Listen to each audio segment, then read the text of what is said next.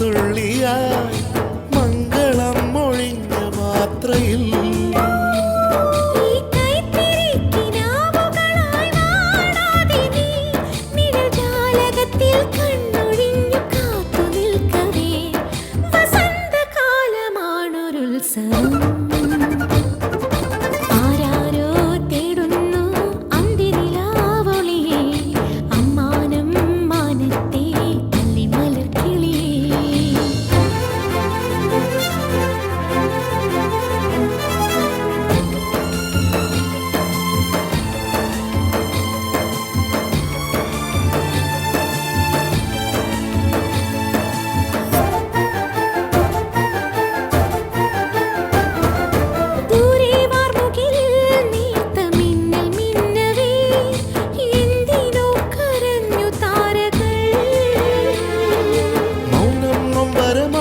നെഞ്ചിൽ ചാഞ്ഞുറങ്ങവേ പൂപൊഴിഞ്ഞു വീണു പാട്ടുകൾ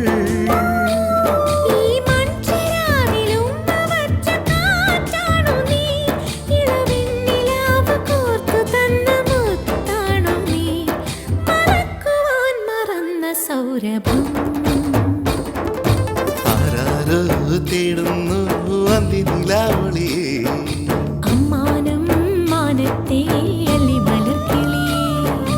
കനവ് പോലെ പുതു കവിത പോലെ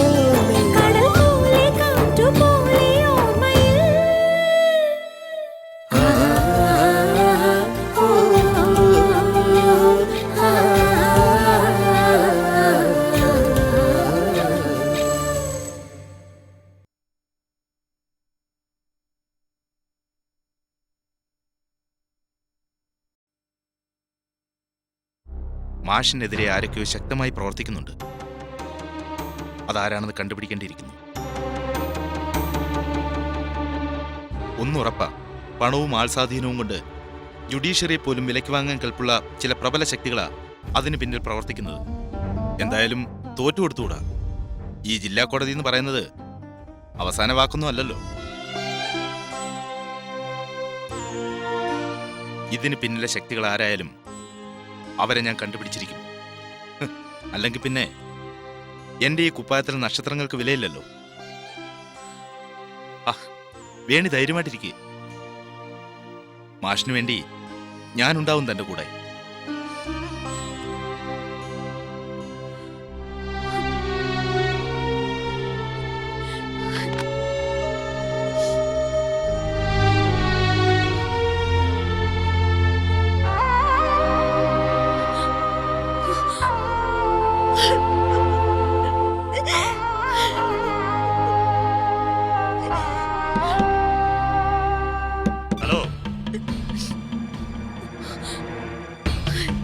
ഓഫീസിലിരുന്ന മയക്കവും മനോരാജ്യവും ഇന്നലെ രാത്രി ഉറക്കൊഴിഞ്ഞ് എന്തായിരുന്നു പണി?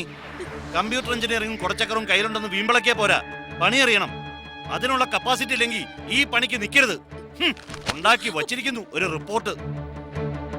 കോടികൾക്ക് വരും ലക്ഷങ്ങൾ ഡ്രാഫ്റ്റ് ചെയ്താ നിന്റെ മറ്റവൻ തന്നു തീർക്കോടി MRC ഗ്രൂപ്പിനുണ്ടാവുന്ന നഷ്ടം. ആദ്യം ചെയ്യുന്ന ജോലിയുടെ ആത്മാർത്ഥ പുലർത്തണം, എന്നിട്ടാവാം മറ്റവന്മാരോടത്തുള്ള അഴിഞ്ഞാട്ടം. മിസ്റ്റർ മോഹനേന്ദ്രൻ, ഒഫീഷ്യൽ കാര്യങ്ങളിൽ എന്തെങ്കിലും പാകപ്പിഴകൾ ഉണ്ടെങ്കിൽ അതിനെക്കുറിച്ച് മാത്രമേ പറയാവൂ. അല്ലാതെ തരംതാടുന്ന നിങ്ങളെ ചില പ്രയോഗങ്ങളുണ്ടല്ലോ, അതൊന്നും ഇതിനകത്ത് വേണ്ട. പ്രത്യേകിച്ച് ഒരു സ്ത്രീയോട്. അങ്കിൾ, ഞാൻ എനിക്ക് കേൾക്കണ്ട. മോഹനേന്ദ്രൻ വേണിയോട് നേരത്തെ എന്താ പറഞ്ഞത്? ചെയ്യുന്ന തൊഴിലിനോട് ആത്മാർത്ഥത വേണമെന്ന്. അത് തന്നെ എനിക്ക് നിങ്ങളോടും പറയാനുള്ളത്. MRC ഗ്രൂപ്പിനെ മറന്നേക്ക്. പക്ഷേ ആകാശത്തോളം വളർന്ന ഈ സ്ഥാപനത്തിന്റെ ഉയർച്ചയ്ക്ക് പിന്നിലെ രക്തവും വിയർപ്പും അത് സ്വന്തം അമ്മാവന്റേതാ, MRCയുടേത്. അത് മറക്കണ്ട. ഇവരോട് സംസാരിച്ചതിനേക്കാൾ മോശമായ ഭാഷയിൽ എനിക്ക് നിങ്ങളോട് പറയാൻ അറിയാഞ്ഞിട്ടല്ല, പക്ഷേ എന്റെ സംസ്കാരം അതിനെ അനുവദിക്കുന്നില്ല. കൂടുതൽ പറയിപ്പിക്കാതിരുന്നാൽ മോഹനേന്ദ്രന് നന്ന്. ആരാന്റെ അമ്മയ്ക്ക് ഭ്രാന്ത് പിടിച്ചാൽ അത് കണ്ടു നിൽക്കാൻ രസമാണല്ലേ? ആരും ഇവിടെ തികഞ്ഞവരായില്ല. അത് മനസ്സിലാക്കിയ എല്ലാവർക്കും നല്ലത്. മോള് വിഷമിക്കണ്ട. തെറ്റുപറ്റാത്ത മനുഷ്യരില്ല. മോളി മാറ്റർ വേറെ ഡ്രാഫ്റ്റ് ചെയ്ത് കൊടുത്തേക്ക്. എനിക്കിനി ഒന്നിനും വയ്യെങ്കിൽ ഞാൻ ആകെ അപ്സെറ്റാ. അത് പാടില്ല. ഓരോ വീഴ്ചകളിലും കൂടുതൽ കൂടുതൽ കരുത്ത് ആർജിച്ചേ പറ്റൂ. അതിന് നമ്മൾ മാതൃകയാക്കേണ്ടത് ഒരാളെയാ, MRCയെ. നാശത്തിന്റെ പടുകുഴിയിലെത്തിയപ്പോഴും അദ്ദേഹം തളർന്നില്ല. ഒരു ഫീനിക്സ് പക്ഷിയെപ്പോലെ തീയിൽ നിന്നും ഉയർത്തെഴുന്നേൽക്കുകയായിരുന്നു. അതുപോലെ ആയിരിക്കണം നമ്മളും. ധൈര്യമായിട്ടിരിക്കും മോളെ, ഞാനില്ലേ ഇവിടെ.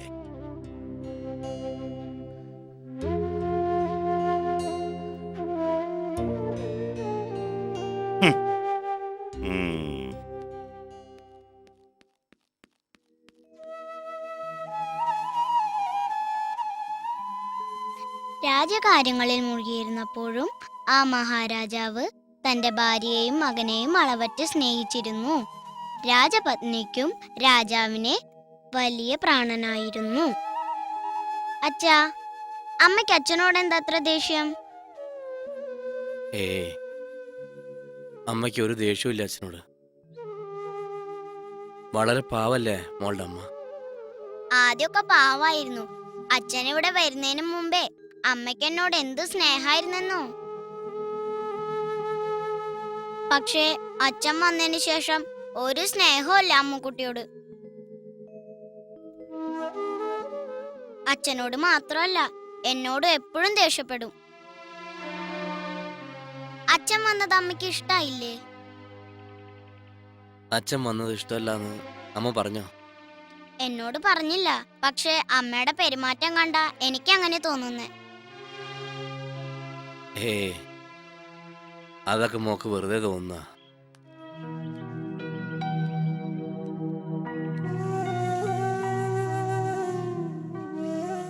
എന്താ വേണി വല്ലാതിരിക്കുന്ന? ഏയ് ഒന്നുമില്ല. അതല്ല, എന്തോ ഉണ്ട്. ഓഫീസിൽ എന്തെങ്കിലും പ്രശ്നം? അവിടെയുള്ള പ്രശ്നങ്ങൾ അത് ജോലിയുടെ ഭാഗമായി പോയില്ലേ. വേറെ പിന്നെന്താ? കൂനിന്മേൽ കുരുവെന്ന പോലെ ഒന്നല്ലെങ്കിൽ ഒന്ന് നമുക്ക് പിറകെ ഉണ്ടാവുമല്ലോ. വേണി കാര്യം പറ. ജില്ലാ കോടതിയോ അച്ഛന് ജാമ്യം നിഷേധിച്ചു. അച്ഛൻ ജാമ്യത്തിൽ ഇറങ്ങാതിരിക്കാൻ ആരൊക്കെയോ ശ്രമിക്കുന്നുണ്ടെന്ന് CI നന്ദഗോപാലിന്റെ വർത്താനത്തിൽ നിന്ന് മനസ്സിലായത്. വേണിയുടെ അച്ഛനോട് ആർക്കും എത്ര വലിയ ശത്രുത? അച്ഛനോട് വേണമെന്നില്ലല്ലോ, മകളോടായിക്കൂടെ ശത്രുത. പാവം മാഷിന്റെ കാര്യം ഓർക്കുമ്പോഴാ വല്ലാത്തൊരു സങ്കടം തന്നെ. നമ്മുടെയൊക്കെ കാര്യം മനസമാധാനത്തോടെ ജീവിച്ച നാളുകൾ മറന്നു. എന്റെ കാര്യം കണ്ടില്ലേ, ആർക്കും വേണ്ടാത്തവനായി എല്ലാവരും വെറുക്കപ്പെട്ട് നേറി കഴിയേണ്ടി വരുന്നൊരവസ്ഥ. എന്തിനാ ദൈവം ഈ ജീവൻ ബാക്കി വച്ചിരിക്കുന്നു? എത്രയും പെട്ടെന്ന് ഈ പ്രാണൻ അങ്ങ് എടുത്തിരുന്നെങ്കിൽ.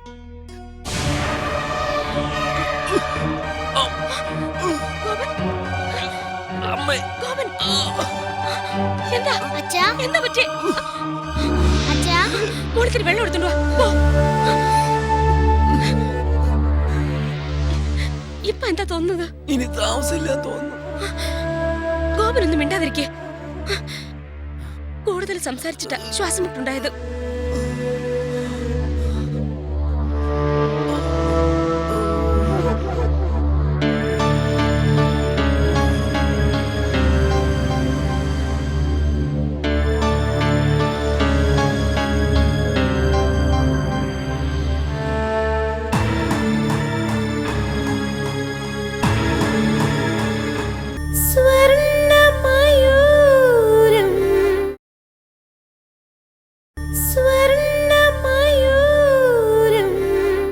അവരത്ര ചീപ്പാണെന്ന് ഞാൻ കരുതിയില്ലേച്ചി.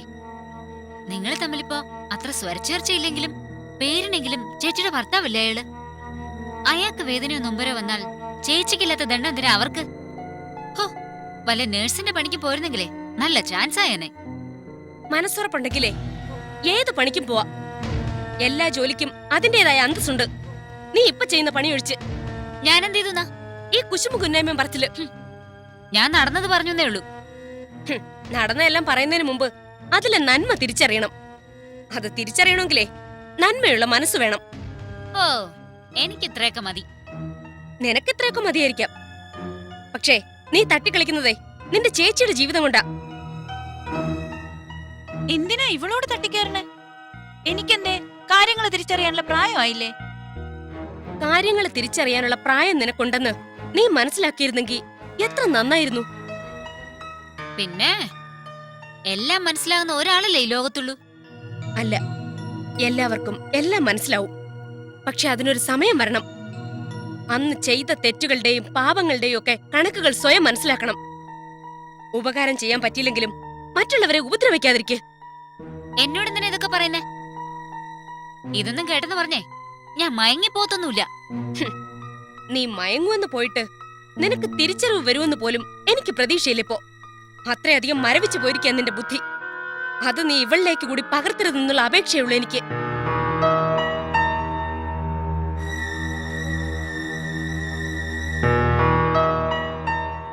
ഇന്ദു, ഒരിക്കലും ഇവളുടെ തലത്തിലല്ല നീ. ആ ഗൗരവത്തോടെ ജീവിതത്തെ കാണണം. വേണ്ടപ്പെട്ടവരിൽ നിന്നുള്ള അവഗണന ഒരാളെ ഏറ്റവും കൂടുതൽ തളർത്തുക. എനിക്ക് വേണ്ടപ്പെട്ട ആരോടും ഞാൻ അവഗണന കാട്ടാറില്ല. വേണ്ടപ്പെട്ടവർ ആരൊക്കെയാണെന്നുള്ള സംശയമുള്ളൂ അല്ലേ? നിന്റെ കുഞ്ഞിന്റെ അച്ഛൻ നിനക്ക് വേണ്ടപ്പെട്ട ആളല്ലാതാവില്ലല്ലോ. ആയിരുന്നു, ഇപ്പോഴല്ല. അല്ല എന്ന് പറഞ്ഞാൽ മുറിഞ്ഞു മാറേണ്ട ഒന്നല്ല ഭാര്യ ഭർത്തൃബന്ധം. ഗോപനൊരു പാവ. ഒരു ഭാര്യയുടെ സാമീപ്യവും സ്നേഹവും അയാൾ ആഗ്രഹിക്കുന്നുണ്ടാവില്ലേ? ആഗ്രഹിക്കുന്നുണ്ടെങ്കിലേ ഭാര്യയുടെ സ്ഥാനത്ത് നിന്ന് പരിചരിക്കാനും ശുശ്രൂഷിക്കാനും ഇപ്പൊ ഇവിടെ ആളുണ്ടെന്ന് ഞാൻ കണ്ടതല്ലേ. ഇന്ദു,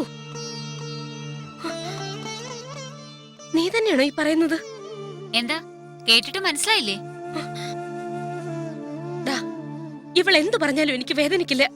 സുബോധമില്ലാത്ത ഒരു പെണ്ണിന്റെ പറച്ചിലായി ഞാൻ അതിനെ കാണൂ. നിന്നോട് ഇതിന് ഞാൻ എന്ത് അപരാധം ചെയ്തേ? നിന്റെ നന്മയല്ലേ ഞാൻ എപ്പോഴും ആഗ്രഹിച്ചിട്ടുള്ളൂ. എന്നിട്ടും നീ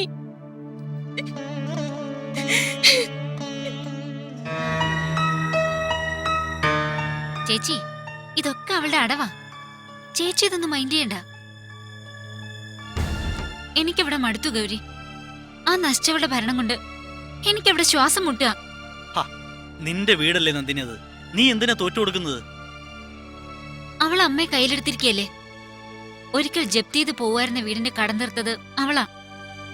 ഇപ്പൊ ഞാനെന്ത് പറഞ്ഞാലും ഇത് അവളുടെ വീടാ, അവളുടെ ഔദാര്യം കൊണ്ടാ നമ്മൾ ജീവിക്കുന്നതെന്നൊക്കെയാ അമ്മ പറയുന്നത്. ഹോ, ഇങ്ങനെയുണ്ട് ഒരു ഗതികേട്. അപ്പൊ അതാണ് പ്രശ്നം. നമ്മുടെ ബിസിനസ് ഒന്നുകൂടി പച്ച പിടിച്ചാല് ആ പണം നിനക്ക് അവളുടെ മുഖത്തേക്ക് വലിച്ചെറിഞ്ഞു കൊടുക്കാം. പിന്നെ അവൾക്ക് അവിടെ ഒരു വോയിസ് ഉണ്ടാവില്ല. എന്നാലും എനിക്കവിടെ വയ്യ ഗൗരി. ഈ കഴുത്തിലൊരു താലി കെട്ടി നീ എന്നെ അവിടെ നിന്ന് രക്ഷിക്ക്. അത് നീ ഇങ്ങനെ വെറുതെ ടെൻഷൻ ആവാതെ പെണ്ണേ. ഈ കല്യാണം എന്നൊക്കെ പറഞ്ഞ അത് എടുപിടിന്ന് അങ്ങനെ നടത്താൻ പറ്റുമോ? എത്രയും പെട്ടെന്ന് എന്നെ അവിടെ നിന്ന് രക്ഷിക്കണം. എനിക്ക് അത്രയ്ക്ക് മടുത്തവിടെ. നീയൊന്ന് സമാധാനിക്ക്. രായ്ക്ക് രാമാനും നിന്നെ വിളിച്ചിറക്കി കൊണ്ടുപോയി ഒളിപ്പിച്ച് താമസിപ്പിക്കാനല്ല ഞാൻ ആഗ്രഹിക്കുന്നത്. നീ അർഹിക്കുന്ന നിലയിൽ നല്ല അന്തസ്സോടെ 4 ആള് കാണുക താലി കെട്ടി എന്റെ വീട്ടിലേക്ക് കൊണ്ടുപോകണമെന്നാ. അതിനല്പം കൂടി സാവകാശം വേണം. ഇനി ഒരുപാട് കാലം? ഏയ്, എത്രയും വേഗം നീ എന്റേതാവണമെന്നല്ലേ ഈ ഗൗരിയുടെ ആഗ്രഹം. ഒറ്റത്തടയിൽ നിൽക്കുന്ന ഏട്ടനെ ഒന്ന് കെട്ടിക്കണം. അമ്മ ചില ആലോചനകളൊക്കെ നടത്തണുണ്ട്. അത് കഴിഞ്ഞാ പിന്നെ നമ്മുടെ ലൈൻ ക്ലിയർ. ധൈര്യമായിട്ട് അമ്മയുടെ മുമ്പിൽ അവതരിപ്പിക്കാലോ.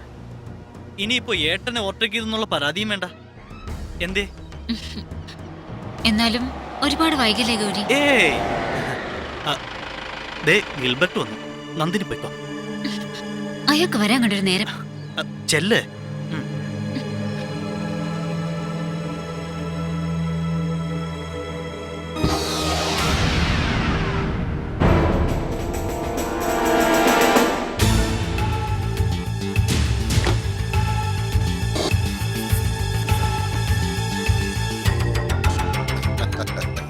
എന്താ ഗൗരി ഇവിടെ ഒരു ചുറ്റിക്കളി? അവക്കെന്നെ കല്യാണം കഴിക്കണം പോലും. കൊള്ളാം. ഭഗവാനേ കൃഷ്ണ, ഇങ്ങനെയായിരുന്നെങ്കിൽ ഞാൻ എത്രയോ പേരെ കല്യാണം കഴിക്കേണ്ടി വന്നേനെ. ഗൗരിയുടെ പെണ്ണുങ്ങളെല്ലാം കൂടി പരസ്പരം ഒന്ന് കണ്ടാൽ നല്ല രസമായിരിക്കും. കാണില്ല.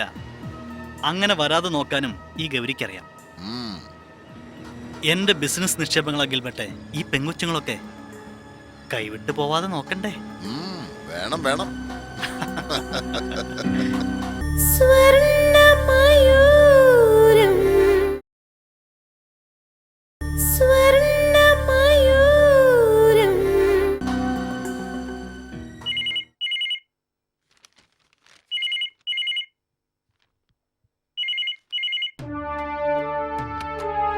ഹലോ, അതെ, സുചിത്രയോ? നീ എവിടുന്നാ വിളിക്കണേ? നാളെയോ? എന്നിട്ട് ഇപ്പഴാ പറയാ?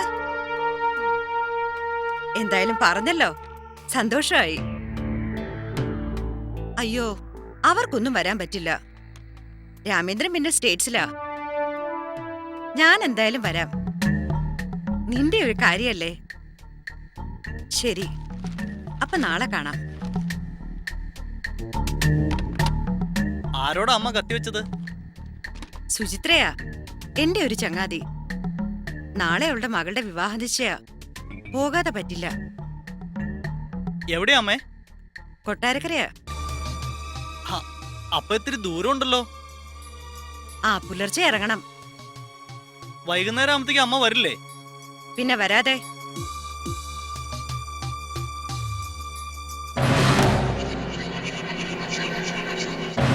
അപ്പോ നാളെ വൈകുന്നേരം വരെ അമ്മ ഇവിടെ കാണില്ല. കൊള്ളാം. നന്ദിനിക്ക് ഗൗരിശങ്കറിന്റെ വീട് കാണണമെന്ന് വലിയ ആഗ്രഹമല്ലേ? ആ ആഗ്രഹം നാളെ തന്നെ തീർത്തേക്കാം.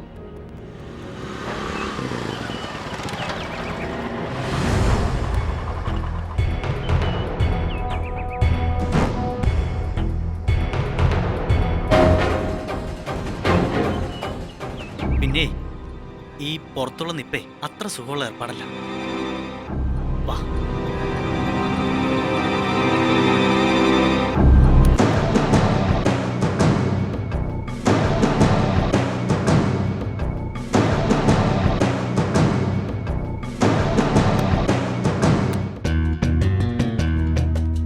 അതെ, ഇങ്ങനെ അന്തം വിട്ടെന്നുള്ള സമയം കളയല്ലേ.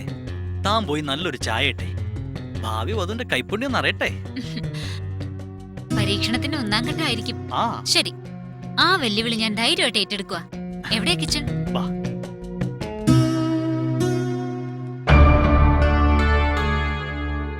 വന്നേ. പാവപ്പെട്ടവന്റെ ഈ കുടില് ഇഷ്ടപ്പെട്ടാവോ? നിങ്ങളുടെ അത്ര പണമില്ലാന്ന് വെച്ച് കളിയാക്കൊന്നും വേണ്ട. ചുമ്മാ പറഞ്ഞതാണേ. ദേ, പിണക്കം നടിച്ചുള്ള മൂട് കളയില്ലേട്ടോ.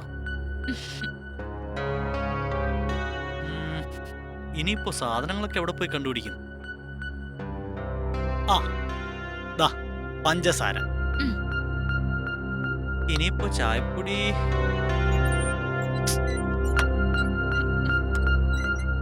ആ, ദാ ഇത് ചായപ്പൊടി.